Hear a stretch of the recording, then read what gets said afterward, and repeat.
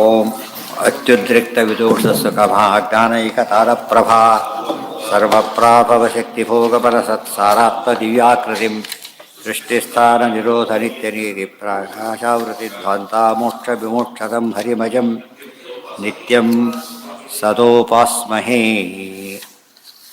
ಬ್ರಹ್ಮಣ ನಿಯಮ ಯಸ್ಮಾತ್ ಕೃತಃ ಆಯಿತು. ಮುಂದೆ ಪಂಚಮಾಮೃತಂ ತತಶ್ಚಾಯಂ ಖಂಡಾರ್ಥ.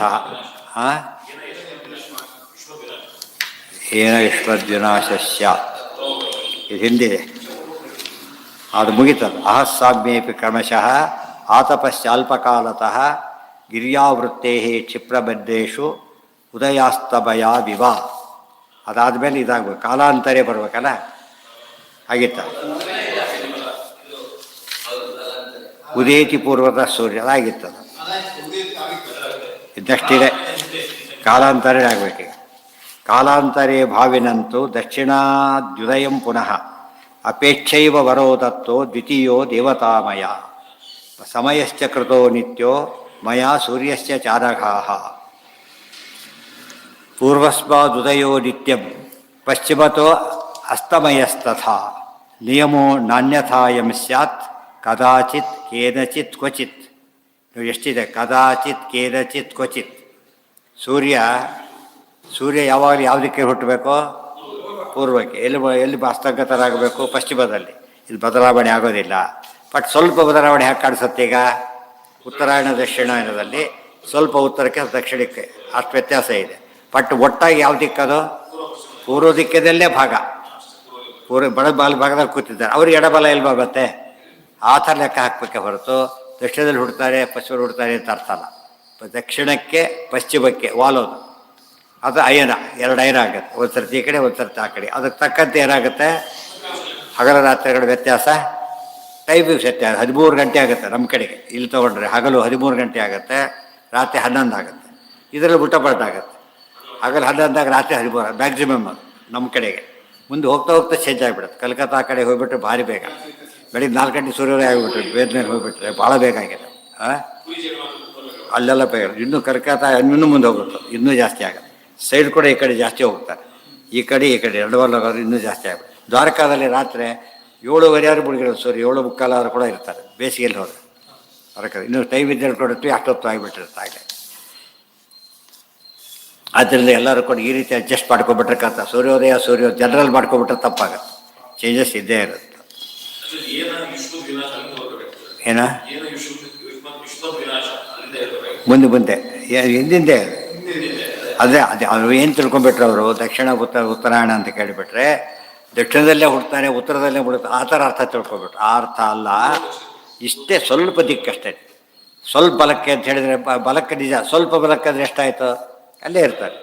ಇದು ಅರ್ಥ ಆಗಲಿಲ್ಲ ಅವರಿಗೆ. ಸೂರ್ಯ ಇಷ್ಟು ವಾಲ್ದ ಇಲ್ಲಿವರೆಗೂ ಬಂದುಬಿಡ್ತಾನಾ, ಇಲ್ಲಿವರೆಗೂ ಬರ್ತಾನಾ, ಹಾಗೆ ತಿಳ್ಕೊಂಡ್ರೆ ತಪ್ಪರ್ಥ. ಅದು ಹಾಗೆ ತಿಳ್ಕೊಬಾರ್ದು ಅಂತ ಹೇಳಿ.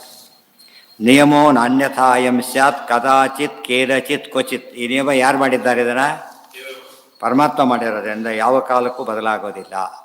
ತಸ್ಮಾನ್ ನನೋ ಭಯಂ ಕ್ವಾಪಿ ಪ್ರೋಕ್ತ ಇತ್ತಂ ವರಹ. ಆದ್ದರಿಂದ ಯೋಚನೆ ಮಾಡೋಕ್ಕೆ ಹೋಗಬೇಡಿ.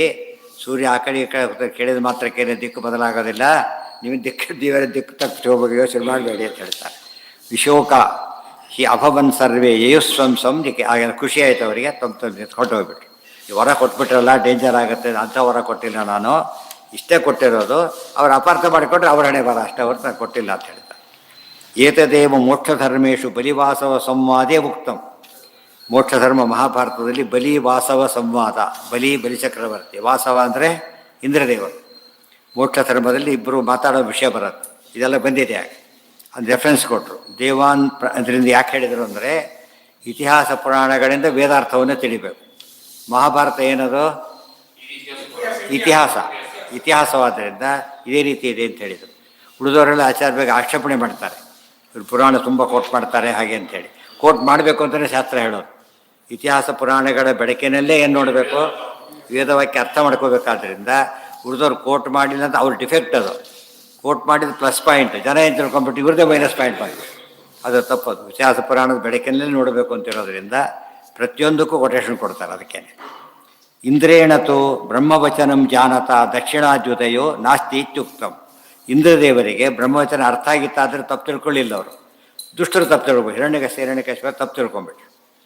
ದೈತ್ಯೇಯವರು ವರಂ ಜ್ಞಾತ್ವಾ ಅಥವಾ ಅವಿಜ್ಞಾಯ ಸ್ವರಾನ್ ಪ್ರತಿ ಬ್ರಹ್ಮಣೋಕ್ತಂ ಹಿ ಬಲಿನ ವಾಸವಂ ಪ್ರತ್ಯುದೀರಿತಂ. ಮೋಕ್ಷ ಧರ್ಮ ಅಂತ ಹೇಳಿದ್ರಲ್ಲ, ಏನು ವಾಕ್ಯ ಅಂತ ಕೋಟ್ ಮಾಡ್ತಾರೆ. ಇಷ್ಟು ಮೋಕ್ಷ ಧರ್ಮದ ವಾಕ್ಯಗಳು. ದಕ್ಷಿಣಾದ್ಯುತಯಾಂತೇತು ತ್ವಾಂ ನೇಷ್ಯಾಮಿ ಪುರಂದರ ಇತ್ಯುಕ್ತಸ್ತಭುವಾಚೇಂದ್ರೋ ನ ಕದಾಚನ ತದ್ಭವೆ. ಅದೇನು ತಿಳ್ಕೊಂಬಿಟ್ಟ ಬಲಿಚಕ್ರವರ್ತಿ, ತಪ್ಪು ತಿಳ್ಕೊಂಬಿಟ್ಟ. ನಿಮಗೆ ಯಾವಾಗ ಸೋಲು ಬರುತ್ತೆ ಅಂದರೆ ಸೂರ್ಯ ದಕ್ಷಿಣದಲ್ಲಿ ಹುಟ್ಟು ಉತ್ತರದ ಮುಡಿದಾಗ ಈ ಥರ ಹೇಳಿಬಿಟ್ರು. ಅವ್ರೇನು ತಿಳ್ಕೊಂಡು ಇನ್ನೊಂದು ಆಗೋದಿಲ್ಲ. ಆದ್ದರಿಂದ ಒಂದು ಯಾವಾಗ ಆಗುತ್ತಲ್ಲ ಅವಾಗ ಸಾಯ್ತೀವಿ ಅಷ್ಟೇ, ಮೊದಲೆಲ್ಲ ಅಂತ ತಿಳ್ಕೊಂಡ್ರು. ಆ ಅರ್ಥ ಅಲ್ಲ ಅಂತ ಇಂದ್ರದೇವರು ಹೇಳಿ, ಆ ಅರ್ಥ ಅಲ್ಲ ಇಷ್ಟು ಅಂತ ಹೇಳಿ. ಈ ರೀತಿ ಹೇಳಿದಾಗಿರ್ತದೆ. ಸಾಲ ಯಾವಾಗ ವಾಪಸ್ ಕೊಡ್ತೀರಿ ಅಂದರೆ ದಕ್ಷಿಣದಲ್ಲಿ ಹುಟ್ಟಿದಾಗ ಮುಡಿದಾಗತ್ತೆ ಕೇಳಿದ್ರೆ ಸಾಲ ವಾಪಸ್ ಇರ್ತದೆ. ಉತ್ತರಾಯಣ ದಕ್ಷಿಣ ಅಷ್ಟು ಮಾಡ್ಕೊಂಡು ಸಮಸ್ಯೆ ಬರೋದಿಲ್ಲ, ಗೊತ್ತಾಯ್ತಾ? ಆವಾಗ ಈ ನೋಡಿದ್ರೆ 6 ತಿಂಗಳಾಗುತ್ತೆ ಅಂತ ಅಷ್ಟೇ ಅರ್ಥ ಹೊರ್ತಿದ್ದಲ್ಲ. ಇವ್ರ ಪ್ರಕಾರ ಎಂದೂ ಆಗೋದಿಲ್ಲ. ಹಾಗೆ ತಿಳ್ಕೊಂಡ್ರು ಪಾಪ ಅವರು. ದಕ್ಷಿಣ ಬಲಿಚಕ್ರವರ್ತಿನೇ ತಿಳ್ಕೊಂಡು ಹಾಗೆ. ಆತ್ಮೊಳಗೆ ಬಲಿ ಅನುಭವ ರಾಕ್ಷಸನ ಆವೇಶ ಇತ್ತು. ಬಲಿಚಕ್ರವರ್ತಿ ತಪ್ಪು ತಿಳ್ಕೊಂಡ ಹಾಗೆ ಪ್ರಹ್ಲಾದನಲ್ಲಿ ಆ ಥರ ಇರಲಿಲ್ಲ. ಆದ್ದರಿಂದ ಪ್ರಹ್ಲಾದೋ ಜನ್ಮ ವೈಷ್ಣವ. ಆದರೆ ಬಲಿಚಕ್ರವರ್ತಿಯಲ್ಲಿ ಏನು ದೋಷ ಬರ್ತಿತ್ತು?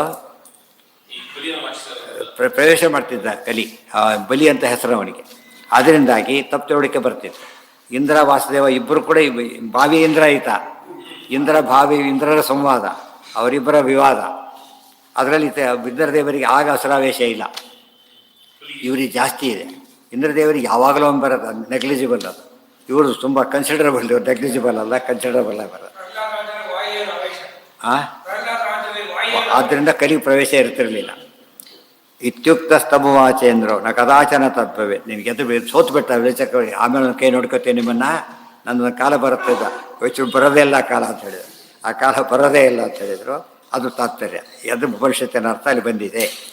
ಬ್ರಹ್ಮಣ ನಿಯಮೋ ಯಸ್ಮಾತ್ ಕೃತಃ ಪ್ರಾಗುದಯೋ ರವೇಹೆ ಇತ್ಯುಕ್ತವಾತು ಜಗಾಮೇಂದ್ರೋ ದಿವಂ ಐರಾವತಸ್ಥಿತ್. ಹೇಳಿಬಿಟ್ಟು ಇಂದ್ರದೇವರು ಗೆದ್ದಾಯ್ತೀಗ, ಆಮೇಲೆ ಕೈ ನೋಡ್ಕೊತೀನಿ ಅಂದ.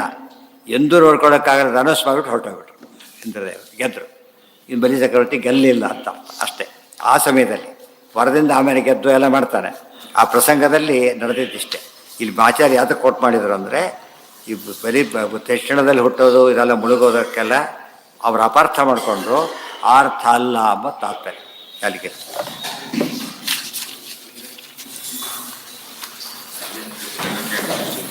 ನಾರಾಯಣಂ ಗುಣೈಃ ಸರ್ವೇಂದ್ರಿಯ ಪ್ರೇರಕೇಣ ಶ್ರೀ